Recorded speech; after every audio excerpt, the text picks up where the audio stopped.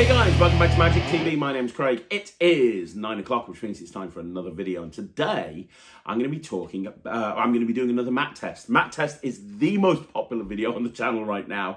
I took about a 3-week break from the mat test because I was down London with Ryland doing BGT, and before that I was in Vegas, and before that I was in Columbus. And then when I came back, it was just crazy in the office. But I managed to sit down with Matt and do a mat test. Now, this week's mat test, and by the way, if you don't know, if you're kind of like watching this video going, what the hell is a mat test? I have a guy called Matt who works in my office. He works in the sales department. He freaking loves magic. Like, magic is his favorite thing in the world. It's his wet dream to be a part of a magic company, right? Doesn't really do magic, but watches a hell of a lot of magic.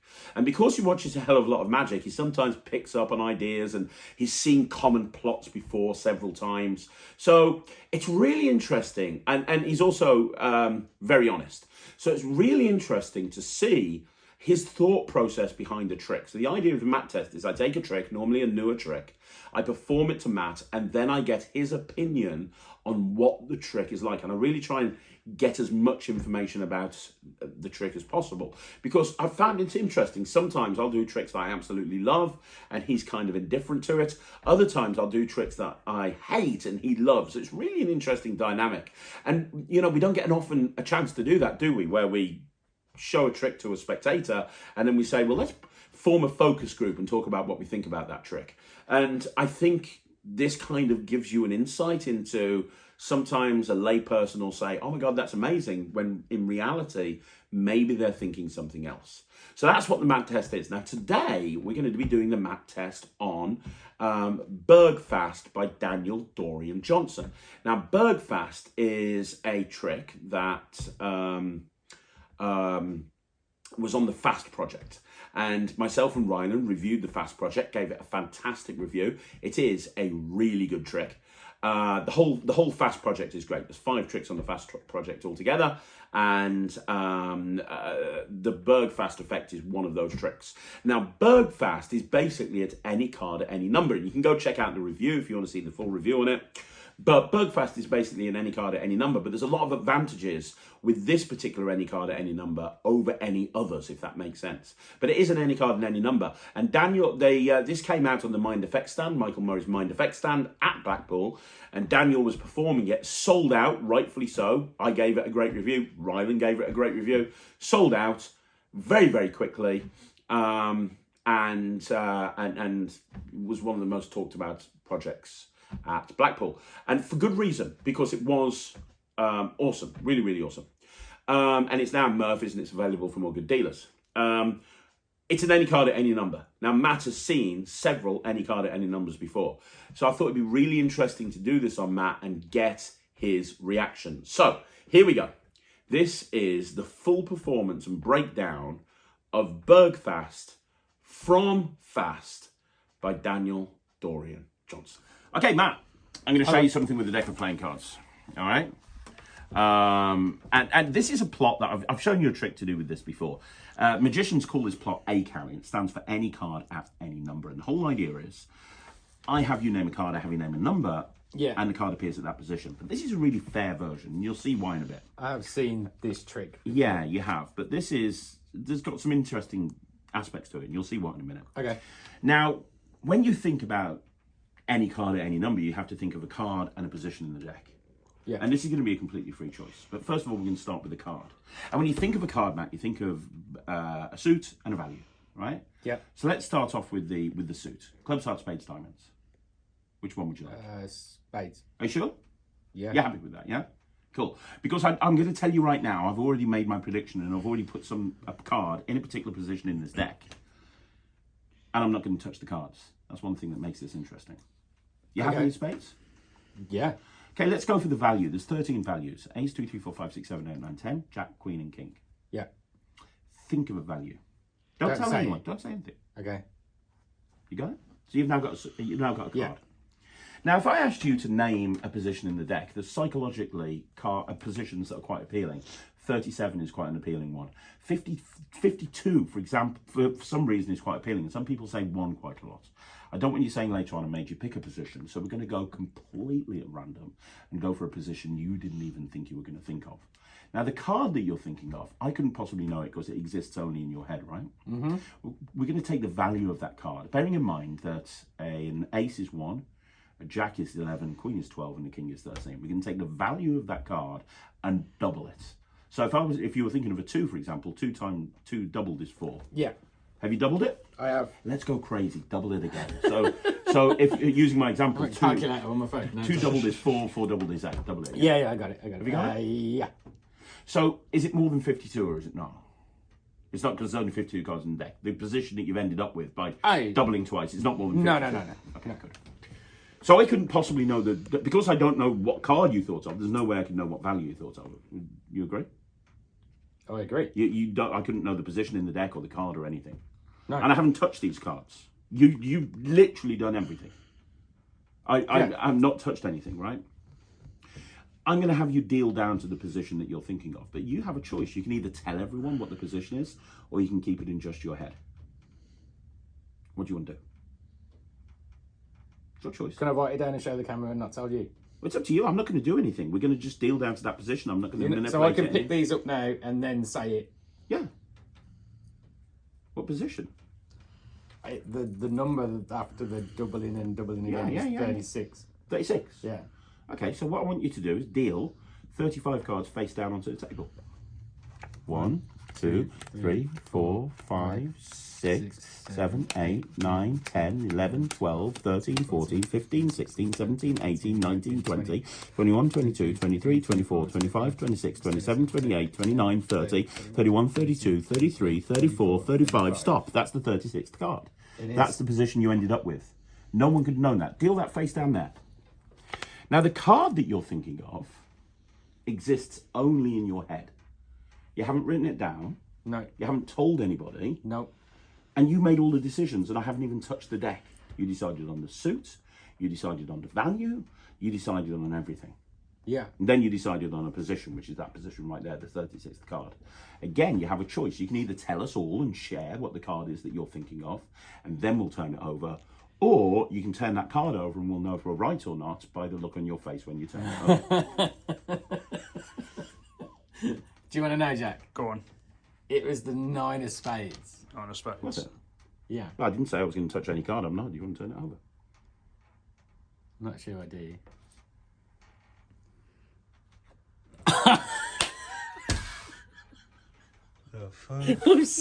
Oh, God. So this is the mat test. So because it's the mat test, I want to know your opinion. It's clever, isn't it? What do you think? I like it. It's very impressive. But I have seen similar things to this before. Yeah? And that's the kind of thing that like sticks in my head for a while. Okay. So if the first time I saw a trick like this, I was like, that's sick. I don't know how it's done, but because you're saying that you've made all the decisions, but I picked a card, Yeah? and then you just got me to double the number and then double it again. Yeah? So is this a trick deck? And they set out in a certain way? Because we don't shuffle them or anything first, right? No, because I'd already put my prediction in place at the position in the deck. If I'd have shuffled it, it wouldn't be a prediction. It would be a random occurrence. That's true. That makes sense. So it's not a trick deck. It's just it's a standard deck, Look at it. and that would have worked for any. But it's not going to work for anyone, is it? What happens if it had been over 52? I would have been buggered. That's why I asked you, and I probably would have just said, we'll drop the number down a bit.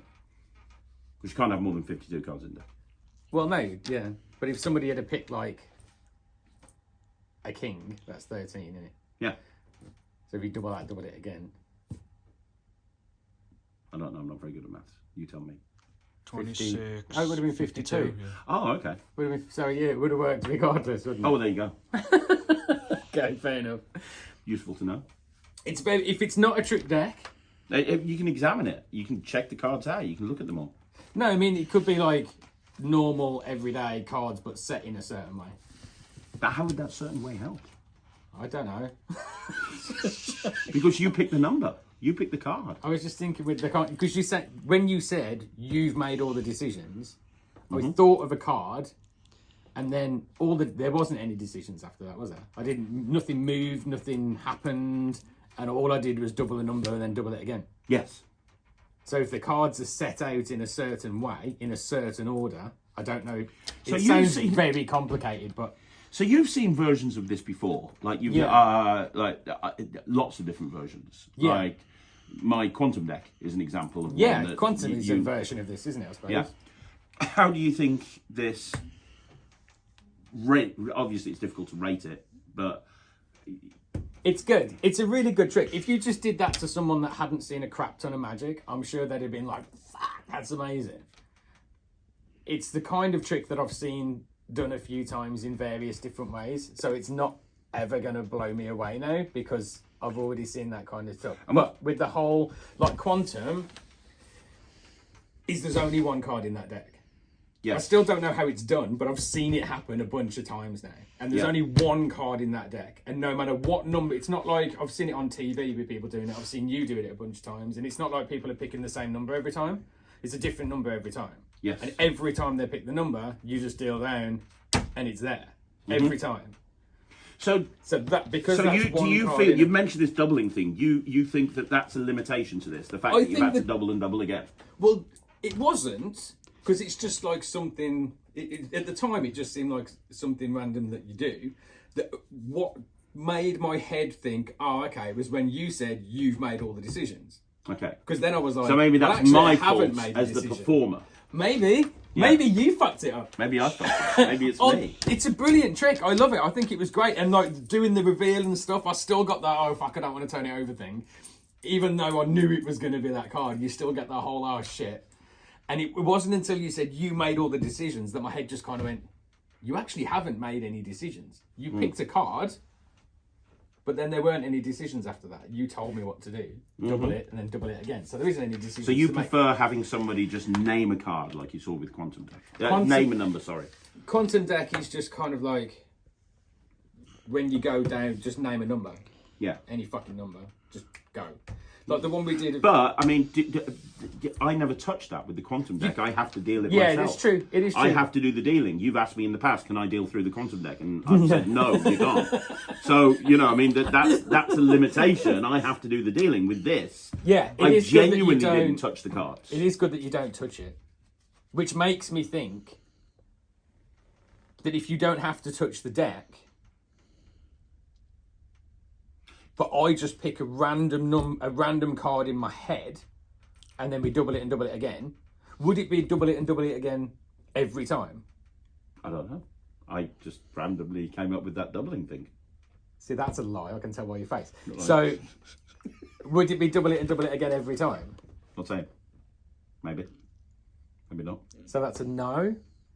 See, this is what I mean. So that's making me think that the deck is set. It's not a trick deck, it's not marked or whatever, but the deck is set in a certain order so that whatever happens, you're going to get to that.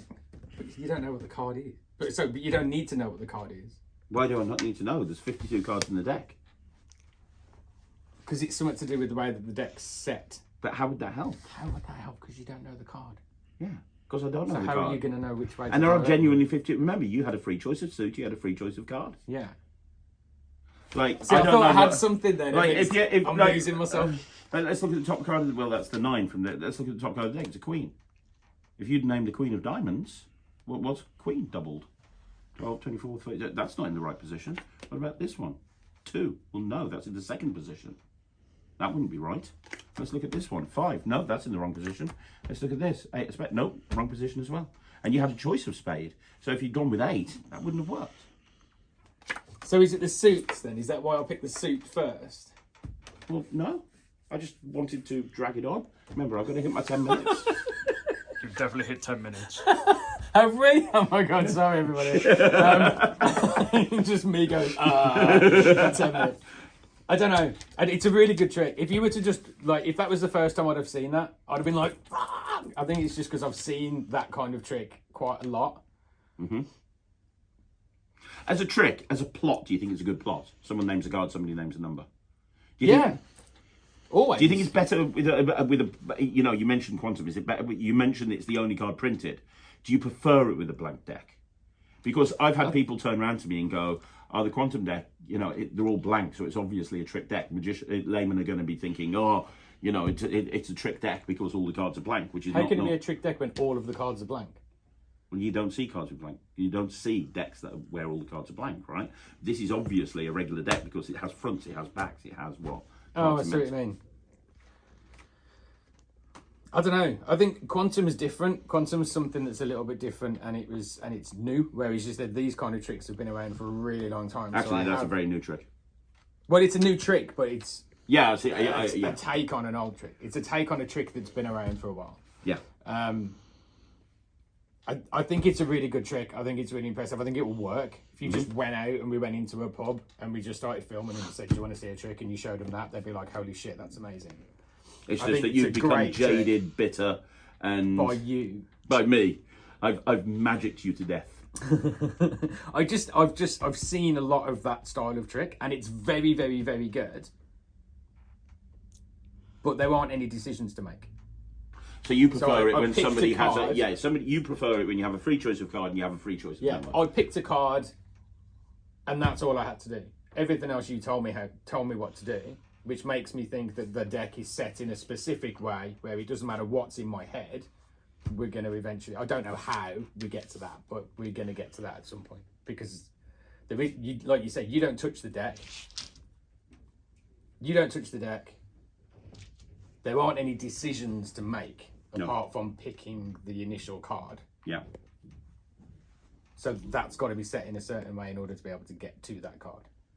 I can't tell you, but... And by picking the suit first, that's got to have something to do with how many times you tell me to double it or whatever. At a guess. I don't know, obviously, but at a guess. Because there was no shuffling, there's no cutting, there's no nothing. You don't move. 9 times out of 10 with these kind of tricks, 9 times out of 10 with card tricks, there's cutting, there's shuffling, there's something. And this was very much, that's how the deck stays. Yeah, because I put a card in position. Because there's a card in position. But I didn't take a card out to put it in position. I picked one in my head. Yeah, exactly. So there was still no moving of the cards. No. So the cards have got to stay in the same place, which makes me think that the deck is set in a certain way. Okay. Don't know, but that'd be my guess. What do you reckon, Jack? This is all foreign language to me. Jack's just standing there going, "Can they please hurry up? Well, yeah. I've got to edit this shit later." All right. That's my guess. I don't know, but it's a very good trick. And if we were out and like some random magician come walking over to me and my mates in the pub and showed me that, yeah, I'd be happy with that. It's a really good one. Yeah. I really like it. It's impressive, and I think it would work. But you're just jaded and bitter and twisted when it comes to magic. Apparently so. That's fine. But I do like it. And I still got that whole, oh God, when I was turning the card over, it's still really good. And it still gives you that kind of, fuck, like, that's awesome feeling. But then thinking about it. Well, yeah. Thanks for that, Matt. You're welcome. I appreciate it. But no, you liked it. That's all I care about. I do like it. Cool. Awesome. Cheers, man. You're welcome. Okay, so for me, that whole thing was fascinating. Like, absolutely fascinating. What we basically have here is... is Matt saying that he really liked the trick, and he did. I could tell when he was like about to turn over that 9 of spades, he absolutely loved it. But reading between the lines, he was like, it's interesting because I don't perceive in that whole routine where you're like, okay, think of a card, now you're going to use that card to work out a position in the deck. I don't think that of a thing at all. I think that's absolutely fine. I think that's a really random thing to do. Hey, like double it again. I think that's a really random thing to do, and I love that method. And he was kind of saying, yeah, but I didn't really have a decision to make. It was predetermined based on the number, which was kind of an interesting. He came close to the method. He wasn't there at all. Like he was off in several ways, but he was in the ballpark, right? He was in the kind of the ballpark, and it's interesting that, you know, I mean, obviously it might be because Matt's seen any card at any number before, where I've had him say, hey, name a number, and they've dealt to that number, and I've actually said name a number. But for him, and he talked about it after the video finished as well, for him, that was an absolute issue. And I filmed this, and if you haven't seen, on Wednesday I did a Hidden Gems, and I did a Hidden Gems on Shuffleboard, and I actually shot those two at the same time on his lunch break. I brought him into the office and I did 2 tricks and everything. I did Shuffleboard first, and then I did Bergfast. And he turned around to me and he said, you know, although the any card at any number was good, he much preferred Shuffleboard. He thought that was just incredible, and he didn't have anywhere to go with it. So it's kind of interesting that. And I asked him why, and he said, well, I had all of the choice. There were decisions to make in Shuffleboard, and I was able to make all of the decisions. Well, there weren't really any decisions to make, which is kind of really interesting, because I felt like there's a lot of decisions to make in that routine, but I kind of see where he's coming from. I mean, the bottom line is he liked it, and what he said is true. Maybe he's jaded because he's seen a lot of magic. I don't think he is, because he reacts like a nutter to 99% of the tricks that I perform for him. You know, Fast is great. I stand by my review of it. I think it's an incredible trick. I am happy to go out and perform it. I absolutely love it. But it's interesting that something that I didn't think was an issue, when they're having the position in the deck named, he was actually highlighting as an issue. And then he actually highlighted the thing where it's like, okay, you asked me about the suit first of all. Again, that's very interesting. It really is. And like I say, he hasn't got any magical knowledge at all. He's got no magical knowledge at all. So it's not like he's got a wealth of experience and he's trying to figure it out based on that. He's just seen a lot of magic, but he's basically a layperson that's seen a lot of magic, and he's definitely never seen any of the principles at play in this routine before. So the fact that he was kind of making those things, and it kind of makes you think, you know, we perform this magic to our spectators and our audiences, and, you know, they'll give us a round of applause, and it's like, oh, you're very good, that's very, very good. And it's kind of like, well, what are the conversations that they're having afterwards, right? What are they saying afterwards when we're not there to their friends?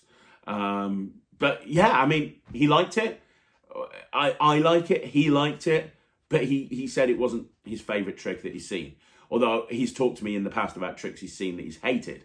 So it's not like he hated it. He liked it. But I think possibly Bergfast is something that appeals maybe to magicians more than lay people based on this. Now, I might be wrong, but the bottom line is magicians were going gaga over this at Blackpool. I wax lyrical about this on the review show, talking about, oh my God, it's an incredible method. You don't have to do anything, blah, blah, blah, blah, blah, blah, blah, blah, blah. And he's like, well, yeah, but, you know, like Quantum Deck. And I'm not bringing up Quantum Deck because it's my trick. I'm not saying Quantum Deck is better than Bergfast by any stretch of the imagination. But the reason he brought that up is because he's seen that a few times. It fools him every single time. And he brought up the fact that he can name any number. And he's done it in the past, and he's named tons of numbers, and he can name any number. So it's very interesting. There's no trick that's perfect. There's no such thing as a perfect trick. When you create a trick, what you do is you make sacrifices. And it's up to you as a creator which sacrifices you make in order to get that trick to where you want it to be. So with the Quantum Deck, for example, I decided that me dealing through the deck instead of them wasn't a problem. It was something that I could live with to get the trick that I wanted to achieve. I decided that having a range that they had to name, because it was a desirable range, was something that I was prepared to live with. With Bergfast, obviously, although I didn't create it, from a creativity point of view, there's no such thing as a perfect trick where you just put the deck down on the table and you go name a card, name a number, boom. And there's certain things that have had to be sacrificed in that routine in order to get it to where Daniel wanted it to be. And as a creator, you make those decisions, right? I'm not saying one's better than the other, but it's interesting what Matt said. Now, I would happily go out and perform Bergfast, and I am going to actually go out and perform it. I'm going to do a review show special on it. I'm going to perform it in the real world very, very soon so that you guys can see what it plays like in the real world. I think it'll play very well. I think Matt's right, it'll play really well. But I just found it very interesting to hear Matt's viewpoint on that. So what I want to know of you guys is, what do you think? Have you seen Bergfast? Were you at Blackpool? Were you one of the people that bought it? Have you performed it in the real world? What is your reactions like? Have people liked it? Have they highlighted anything as an issue? I would love to know what you think. If you haven't performed it or you haven't bought it, are you planning on performing it? Are you planning on buying it? Let me know in the comments down below. And don't forget, if you want to see more videos like this, you know what you got to do. Like the video, subscribe to the channel, leave a comment down below. And I'm going to be back again tomorrow with a whole bunch more videos. So thanks very much for watching. I'll see you again soon. My name's Craig from Magic TV.